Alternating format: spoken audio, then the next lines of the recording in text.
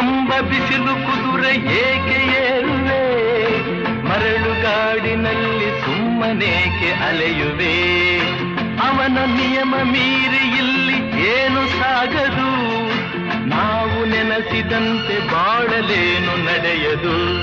ವಿಷಾದವಾಗಲಿ ವಿನೋದವಾಗಲಿ ಅದೇನೇ ಆಗಲಿ ಅವನ ಕಾರಣ.